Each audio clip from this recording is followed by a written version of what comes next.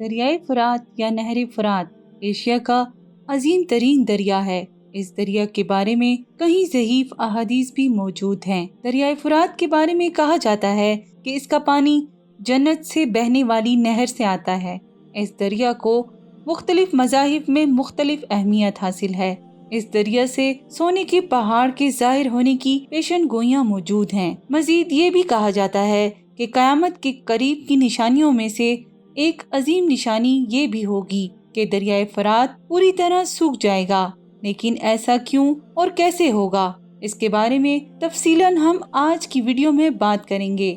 دریائے فرات براعظم ایشیا میں واقع ہے۔ دریائے فرات کا عظیم سفر ترکی کے جنوب مغرب سے شروع ہوتا ہے، تو یہ دو دریاؤں دریائے دجلہ اور دریائے فرات کا ایک ساتھ بہاؤ ہوتا ہے۔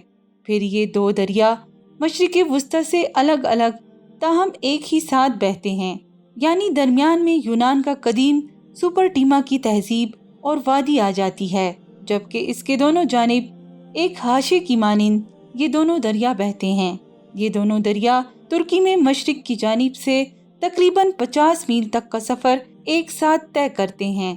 پھر یہ دریا یہاں سے جنوب مشرق سے ہوتا ہوا شمالی سائبیریا اور عراق سے ہوتا ہوا عین خلیج فارس تک جا پہنچتا ہے۔ دریائے فرات کی کل لمبائی 1740 میل یا 2800 کلومیٹر ہے۔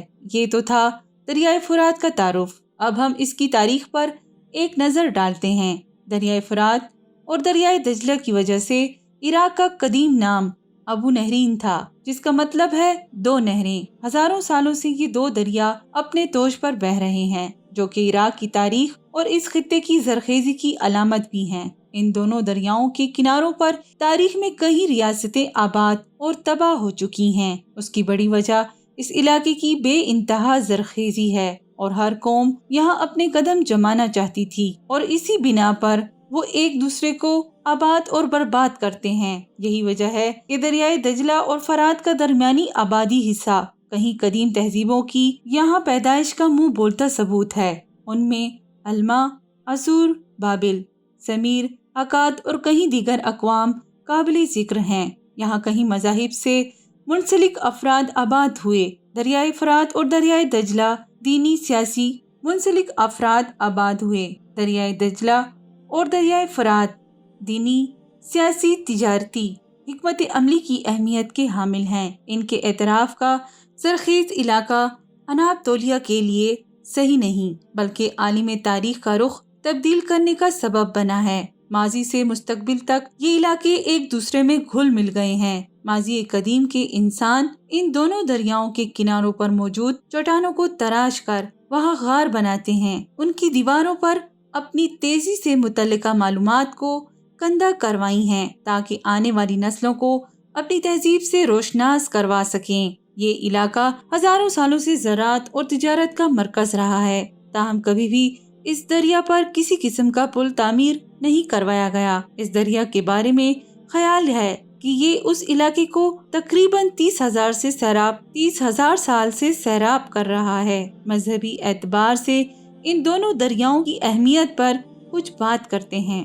حضور نبی کریم صلی اللہ علیہ وآلہ وسلم نے خود دریائے فرات کے بارے میں حیران کن پیشن گوئیاں کی ہیں، جن میں سے ایک بلا شبہ درست ثابت ہو چکی ہے اور دوسری مستقبل قریب میں انشاءاللہ وقوع پذیر ہوگی۔ صحیح مسلم کی حدیث ہے، حضرت ابو ہریرہ رضی اللہ تعالیٰ عنہ روایت کرتے ہیں کہ حضور نبی کریم صلی اللہ علیہ وآلہ وسلم نے فرمایا، قیامت اس وقت تک برپا نہ ہوگی جب تک دریائے فرات سے سونے کا پہاڑ ظاہر نہ ہو جائے۔ لوگ اس پہاڑ کے سونے کو حاصل کرنے کے لیے جنگ کریں گے، جس کے نتیجے میں 99% لوگ قتل ہو جائیں گے۔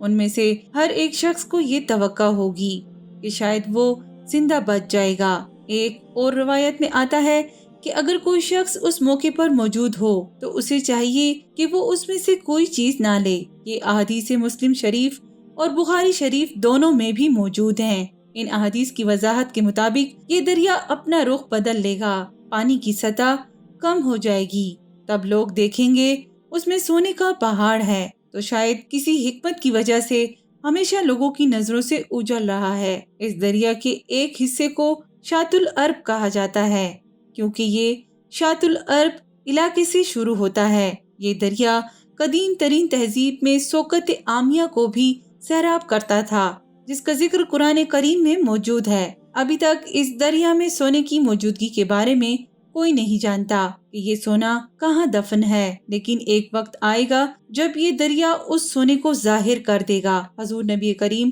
صلی اللہ علیہ وآلہ وسلم نے فرمایا کہ لوگ اس سونے کو لینے کے لیے اس پر جھپٹیں گے۔ ہر کوئی چاہے گا کہ یہ سونا مجھے ملے، اور پر جھپٹا جھپٹی میں اس قدر قتل و غارت ہوگی کہ مثلاً آدمیوں میں سے صرف ایک زندہ بچے گا، یعنی 99% کی موت ہو جائے گی۔ تو نبی کریم صلی اللہ علیہ وآلہ وسلم نے اپنے امتیوں کو مخاطب کرتے ہوئے کہا، اگر تم میں سے کوئی وہاں موجود ہو تو وہ اس سونے میں سے کوئی چیز لینے کی کوشش نہ کرے، کیونکہ یہ اللہ تعالیٰ کی طرف سے فتنہ اور عذاب ہوگا۔ یہ حدیث بلا شبہ تکمیل پائے گی، لیکن ابھی تک یہ معجزہ ظاہر نہیں ہوا۔ لیکن نبی کریم صلی اللہ علیہ وآلہ وسلم نے بعض نشانیاں ایسی بیان فرمائی ہیں جو پوری ہو چکی ہیں۔ حدیث شریف میں آیا ہے، ایک ایسی آگ ظاہر ہوگی کہ اس سے اہل حجاز کے اونٹوں کی گردنیں روشن ہو جائیں گی۔ 7ویں صدی ہجری میں یہ آگ لگ چکی ہے۔ کہا جاتا ہے یہ آگ اتنی بلند تھی کہ عرب کے اونٹ رات کے اندھیرے میں اس کی روشنی سے روشن ہو گئے تھے، جبکہ یہ آگ عراق یا منکوبہ سے متعلقہ علاقے میں لگی تھی۔ لہٰذا محدثین کا یہ اتفاق ہے کہ 7ویں صدی میں یہ پیشن گوئیاں مکمل ہو چکی ہیں۔ تو بعض نشانیاں جو نبی کریم صلی اللہ علیہ وآلہ وسلم نے بیان فرمائی ہیں وہ پوری ہو چکی ہیں، اور بعض کا مکمل ہونا ابھی باقی ہے۔ تو قیامت کے قریب میں یہ دریا سوکھ جائے گا اور اس کی سطح کم ہو جائے گی، جس کی بنا پر اس میں سے سونے کا پہاڑ ظاہر ہوگا اور عظیم ترین فتنے کے برپا ہونے کا سبب بنے گا۔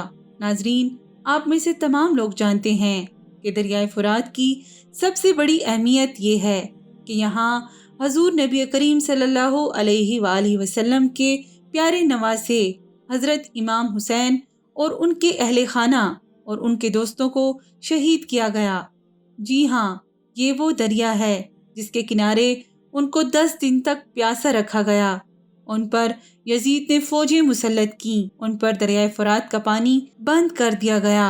اس دن حضور صلی اللہ علیہ وآلہ وسلم کے خاندان کے لوگ اور ان کے ساتھی 10 دن تک پیاسے رہے، اور بالآخر محرم کے 10ویں دن اسی مقام پر امام حسین علیہ السلام اور ان کے ساتھیوں کو اور ان کے اہل خانہ کو شہید کر دیا گیا، جو سب سے بڑی شہادتیں ہوئیں۔